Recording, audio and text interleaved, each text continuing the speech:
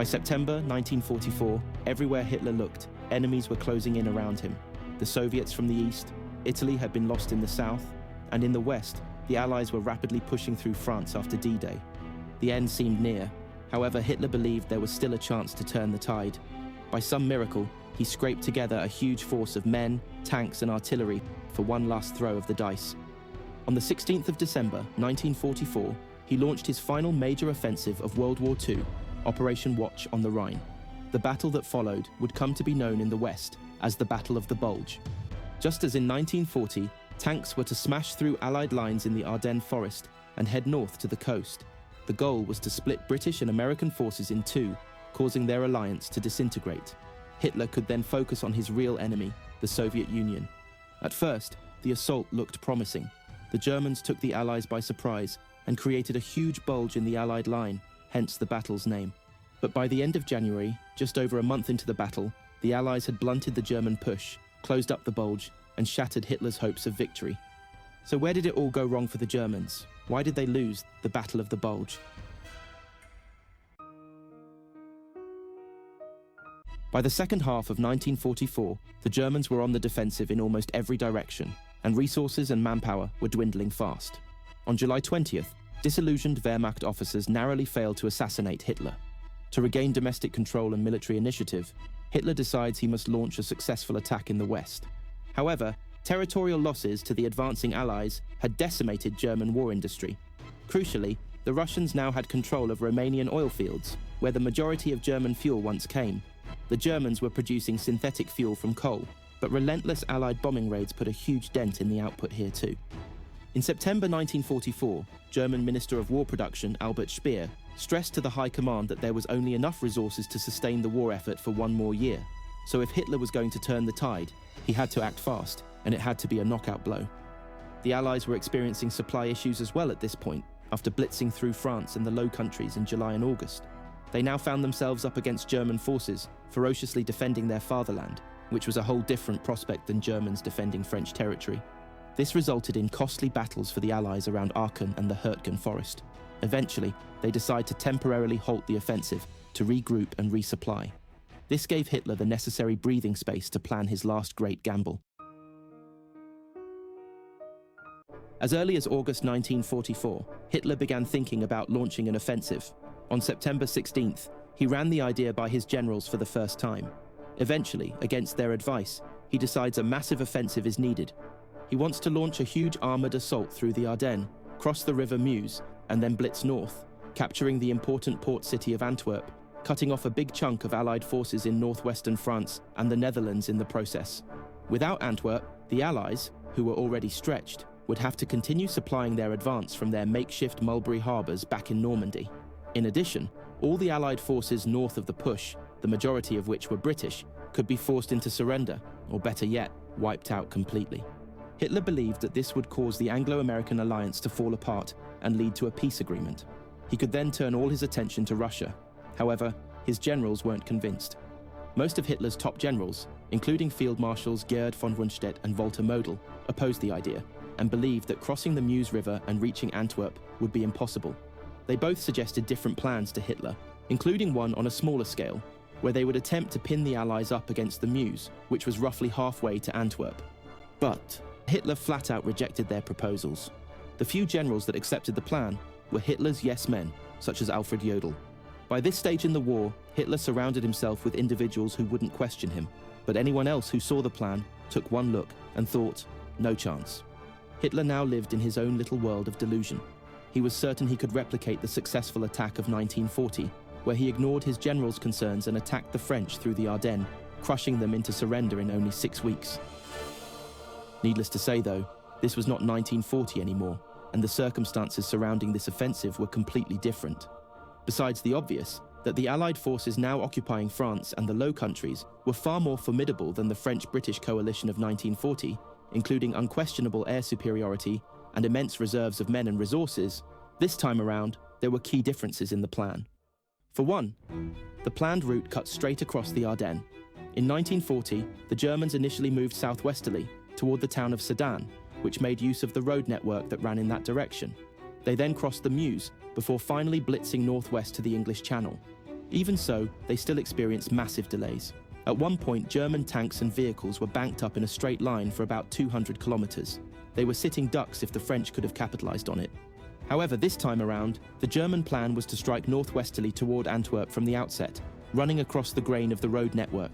The terrain of the Ardennes was tough enough to navigate as it was, but this only added to the difficulties and meant that a rapid motorized offensive would be even harder to pull off. One thing that had remained the same as in 1940, though, was that Germany was the numerically smaller force, and they couldn't get into a battle of attrition, so the schedule of advance was strict. St. Vith and Bastogne had to be captured by the second day, and the Meuse River reached by day 4, preferably sooner. Then, on to Antwerp and victory. Having said that, the Meuse was about 200 kilometers from the German starting point, Antwerp about double that, and many German units only had enough fuel for about 30 kilometers. This meant that capturing Allied fuel depots was an absolute must if they were to succeed. To try and ensure speed, there was a big emphasis on secrecy. For a start, the operation was called Wacht am Rhein, or Watch on the Rhine. So if the Allies caught wind of the operation, they would likely think it was just a defensive operation, moving troops into position to defend the River Rhine and German borders. Knowledge of the plan was also limited to a few generals only. The troops weren't even informed until the last minute. Hitler's trust in many of his officers plummeted after the attempted assassination attempt in July, so plans of this magnitude were on a need-to-know basis. Another major factor the Germans considered was the weather, and success hinged on it being bad. Initially, they planned to strike in November, but this was moved to mid-December. They believed the bad weather that usually occurred at this time would severely limit overwhelming Allied air power taking to the sky, particularly in the crucial initial stages of the battle. Although this was further evidence of Hitler's clouded judgment, terrible weather didn't exactly favor the Germans either, and made the already awkward terrain of the Ardennes even harder to navigate. It was hilly and thickly wooded, anything but ideal for quick movements of men and machines.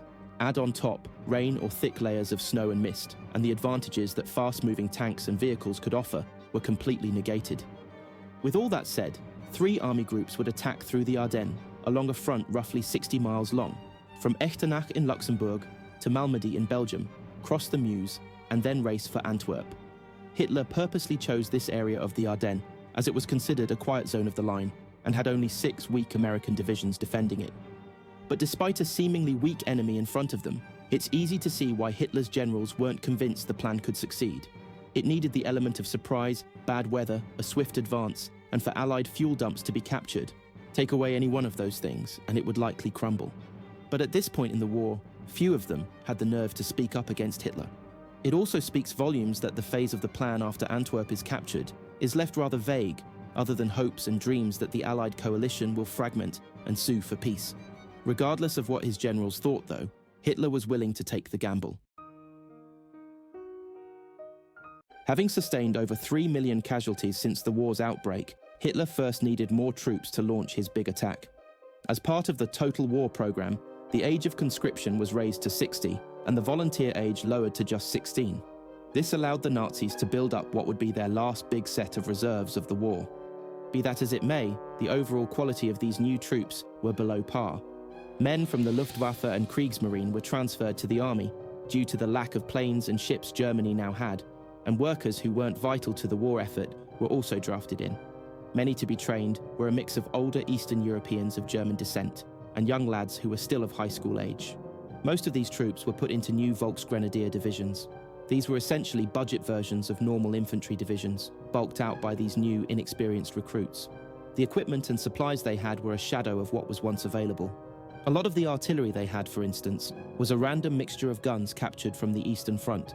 To complement these divisions and spearhead the attack, elite SS and Panzer divisions were transferred over from the Eastern Front. These units were given priority in terms of tanks, weapons, trucks, and supplies. In total, Hitler scraped together roughly 2,000 artillery pieces, over 1,000 tanks and assault guns, and about 250,000 men. To have assembled a force of this size after the costly battles in Normandy and the East was nothing short of a miracle, even if the quality of the troops varied greatly.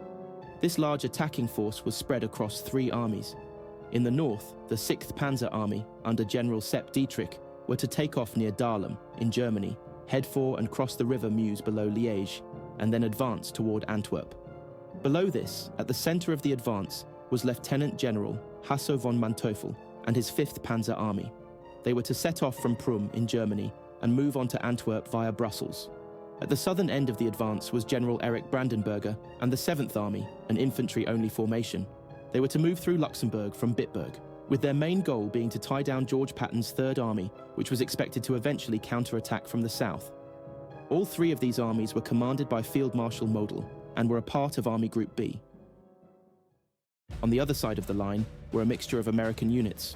The 99th and 2nd Infantry Divisions, belonging to the US 5th Corps, commanded by Major General Gero, were opposite Dietrich's army in the north. In the center, facing Manteuffel's men, were the 106th and 28th Infantry Divisions of the US 8th Corps, commanded by Major General Troy Middleton. And in the south, facing Brandenberger's men, were troops from the 9th Armored and 4th Infantry Divisions, commanded by Major General John Leonard and Major General Raymond Barton, respectively. In total, these units had about 80,000 men between them, less than 500 assault guns and tanks, and about 400 pieces of artillery. On the whole, it's fair to say they were rather weak. The 106th Division had never been in battle before, and the 28th and 4th Infantry Divisions had been hit hard in the Hürtgen Forest over the previous months. They were sent to this part of the line for rest and recuperation, because it was an area that didn't see much action. Despite this, the Americans had plenty of advantages. Even though they were outnumbered initially, they had formidable forces close to the Ardennes that could spring into action if needed, including George Patton's 3rd Army.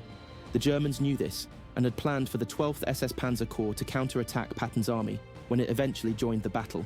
However, the increasingly dire situation on the Eastern Front led to this operation being cancelled. In addition, although slightly stretched, Allied supply lines had been well and truly established, so massive amounts of supplies could be injected into the areas in need. Furthermore, when the weather allowed it, they had unquestionable aerial dominance. They would just have to hold firm in the initial stages of the battle until the skies cleared. In November and early December, when the weather turned for the worst, the Germans got the ball rolling. They began massing troops and resources in secret at night time. The misty weather and thickly forested Ardennes concealed things rather well and prevented Allied reconnaissance from spotting the full extent of the build-up. To go the extra mile, cooking fires were not permitted at all. German reconnaissance flew over at night to check there were no forbidden lights and to drown out the sound of vehicles and men moving into position. Allied reconnaissance did identify some level of German build-up, but it wasn't taken seriously, leaving the US forces in the area unprepared for what was to come. At this stage of the war, Allied intelligence thought the Germans weren't capable of launching a large-scale attack, so when they saw signs of German build-up, they assumed that it was just defensive preparation for the inevitable Allied attacks across the Rhine. The German emphasis on secrecy did have some drawbacks, though. A lot of their material is unloaded a great distance away from the front line, out of fear of giving away the plan. This results in supply issues once the attack is underway, and is another example of the muddled thinking and desperation of Hitler, prioritizing secrecy over basic logistical needs of his armies. Regardless, by the 15th of December, the Germans were ready. The stakes were high, the plan is full of ifs, buts, and maybes, but the following day, Hitler rolled the dice one final time.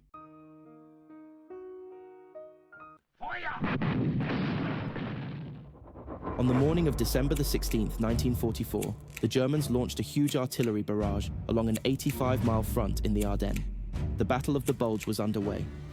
The bombardment lasted about an hour. The goal was to confuse the Americans, destroy their lines of communication, and open up gaps in the line. As the Germans emphasized secrecy in the build-up to the attack, they couldn't pinpoint Allied positions in advance, which led to the barrage having limited success. Regardless, when the last gun had stopped firing, 200,000 German troops crashed into 80,000 Americans. Initially, the scale of the attack shocked the Allies. Some suspected a German attack around this time, but nowhere near to this extent. But despite having the element of surprise in their favor, cracks began to show in the offensive's strict timetable from the outset. On the first day, the Germans enjoy the most success in the central sector when von Manteuffel's panzers blast through thinly spread US forces with no major issues. In the southern sector, the first day brings mixed results.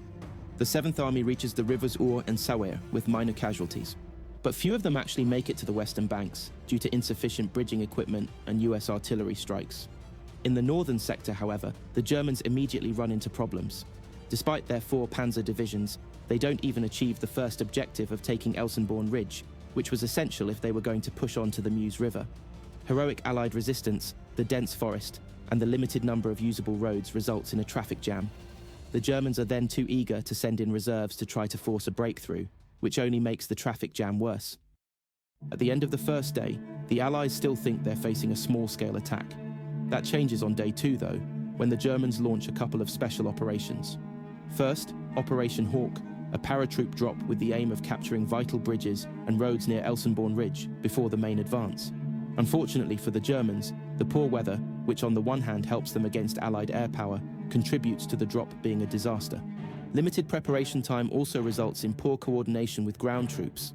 Ultimately, only about 300 out of 1,200 paratroopers made it to the target area and managed to fight together. For 3 days, they waited in the forest for backup that never arrived. Eventually, they split up and fell back. Only 100 end up making it back to Germany alive. If the panzers in the area had advanced quicker, they could have possibly made something out of the operation. But the US forces in the area made a great account of themselves well into the opening phase of the battle. The vital high ground of Elsenborn Ridge remained in US hands. Second was Operation Greif, a special commando operation led by SS Commander Otto Skorzeny. The men of his unit were English-speaking Germans, wearing American uniforms and driving American vehicles. They were sent to infiltrate US positions and cause chaos. They cut telephone lines, swapped street signs, and passed false information to the enemy. They even reached the Meuse, but were unable to capitalize on this, as the main body of troops were too far behind.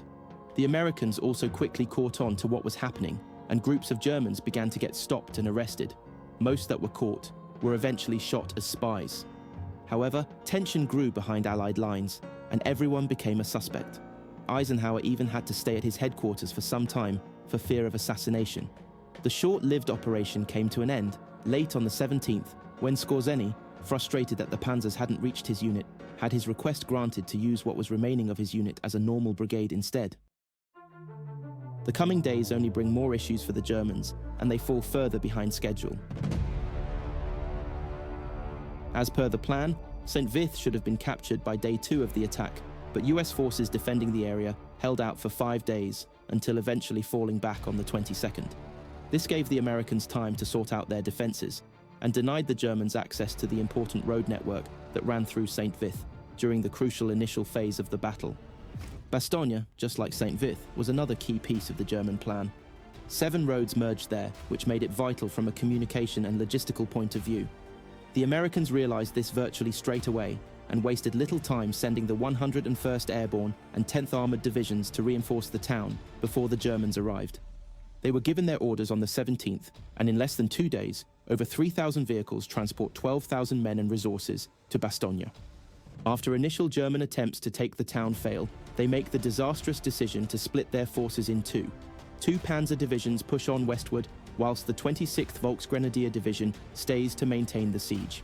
This creates a pocket within the Bulge that quickly becomes a nightmare for the Germans. After the war, German generals concede that bypassing Bastogne was a huge mistake. Besieging it chewed up a lot of men, time and resources, and if they focused all of their might there in a single blow, it most likely would have fallen. On the 22nd, the desperate Germans try to bluff their way to victory. They demand the immediate surrender of the surrounded Americans. In response, US Commander Anthony McAuliffe rejects the demand with his famous one-word response: nuts. By this stage, over 200,000 Allied reinforcements had flooded into the Ardennes region. Not to mention, lack of resources, particularly fuel, was becoming a major problem for the Germans. It was now a battle of attrition, exactly what they couldn't afford. They did manage to capture some Allied fuel earlier in the invasion, in areas closer to the German border, when the element of surprise was still fresh. But once that wore off, the Germans were too slow in their advance, and a lot of the fuel dumps were either evacuated or destroyed. Additionally, Germany's inability to capture vital road networks, such as at Bastogne, and their slow capture of St. Vith, meant that the fuel that they did have wasn't able to reach the front quick enough. One factor that had favored the Germans until this point was the weather. 1944 was one of the coldest winters on record in the Ardennes. Temperatures were averaging well below 0 degrees, and visibility was low. That not only kept the majority of Allied aircraft on the ground, it also made life hell for US troops in the area, who didn't have sufficient winter clothes. But on the 23rd of December, that all changed. The weather finally started to improve, and Allied aircraft could take to the skies once again. Allied fighter bombers waste no time and begin annihilating advancing German troops and supply routes. leaving the Germans no choice but to abandon daylight movement altogether. The Allies were also now able to drop crucial supplies to the besieged men at Bastogne. Over 200 transport planes dropped over 200 tons of supplies into the town. The tide of the battle was turning, and Allied counterattacks were about to begin. It was around this point, on the 24th, that the Germans reached the furthest forward into Allied lines that they would ever get during the battle, and it was all downhill from here. The first major Allied counterattack came from George Patton's Third Army, who were ordered to push north on the 23rd and break the siege at Bastogne. Within a few days, by the 26th, they succeeded, when they blitzed through the Germans besieging the town, who by that stage were starving and a shadow of their former strength. Once all was said and done, about 25,000 Germans and 20,000 Americans died during the Battle of Bastogne alone. Although the Battle of the Bulge was far from over officially, from this point on, it was primarily the Allies on the front foot. The Germans desperately try and regain control in early January when they launch counterattacks of their own, including Operation Baseplate and Nordwind, but they essentially amount to nothing of any significance. In fact, although they inflict substantial losses on the Allies, particularly during Operation Baseplate, where they destroy about 250 Allied aircraft, they ended up losing 300 themselves and 200 experienced pilots, losses that couldn't be replaced at this stage of the war, unlike the Allies who could replace theirs. In the early weeks of January, the fighting raged on, and the Allies pushed the Germans back, closer and closer to Germany. By January 10th, the Germans acknowledged defeat when they order 3 panzer divisions in and around the Ardennes to relocate to the Eastern Front. On the 12th, the Germans move all available reserves to the east in response to the Soviet winter offensive, which only weakens the forces left in the Ardennes even more. By late January, the Bulge had been entirely pushed back, and the lines once again resembled what they were before the battle began. The Americans declare the Battle of the Bulge to be over once and for all on January 28th. By the battle's end, both sides had been put through the ringer. The Germans had taken 80 to 100,000 casualties, which included deaths, wounded and missing. The Allies around 75,000. So where did it all go wrong for the Germans? Did they ever have a chance?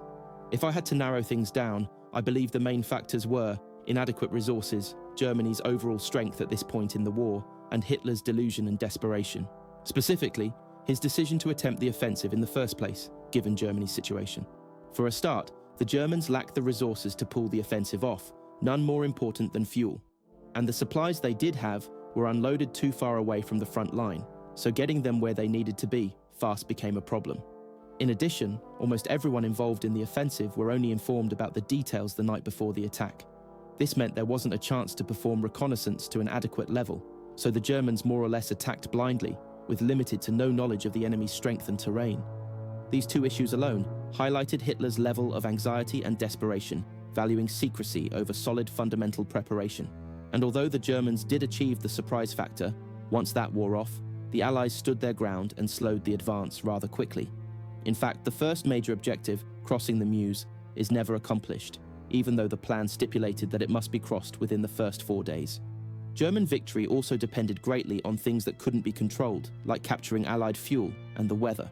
And although the weather was favourable to the Germans initially, once it cleared, the Allies could take to the skies again and wreak absolute havoc on the Germans. Another obvious issue was the overall capability of Germany's army. By this stage in the war, they were no match for the Allies. 5 years of hard fighting had reduced the military to a shadow of its former self. They relied on bulking out their forces with new recruits that were too young, too old, and in general, too inexperienced. They really were scraping the bottom of the barrel at this point. Not to mention, a lot of the weaponry they had was outdated, and logistics were a nightmare. Moreover, the German war machine couldn't sustain a prolonged attack, as its industries were running out of resources and couldn't replace losses anywhere close to the rate that was needed, if at all. On top of their own shortcomings, the Allied army opposing the Germans in late 1944 was an entirely different animal than the one of 1940. Although initially outnumbered, the US forces in the Ardennes tenaciously stood their ground once the initial shock wore off. The courageous defense of key positions like Elsenborn Ridge, St. Vith, and Bastogne slowed the Germans long enough for the Allies to mobilize their seemingly endless amount of reserves, make counterattacks, and bring their air superiority to the party once the weather cleared. Things the French-British coalition just couldn't do years earlier, which drew the Germans into a battle of attrition that they had no chance of winning. With all that said, were the Germans doomed to fail from the start? Well, I think it's extremely telling that most of the commanders who had a hand in planning the operation thought there wasn't a chance. But just for a second, let's pretend that everything went perfectly for the Germans and they successfully crossed the Meuse and captured Antwerp. Then what? Where do they go from there? They're praying they can make peace terms with the Western Allies and focus on the Eastern Front. But in reality, that was never going to happen. The Soviets and the Western Allies had already agreed on a plan for Germany after the war ended and had vowed they wouldn't agree to separate peace deals. And even if that wasn't the case, I can't see the Allies throwing in the towel after losing one or two major cities, especially considering all the effort and resources they put into D-Day and the campaigns that came after. So with all that taken into account, in my opinion, Operation Wacht am Rhine, the Battle of the Bulge, was doomed from the start. Deluded or not, Hitler surely knew there was no chance. But desperate men do desperate things. So he placed his bets, rolled the dice, and as they say, the rest is history. For a breakdown of Hitler's successful Ardennes offensive in 1940, click the video on the left of your screen now, and don't forget to like and subscribe.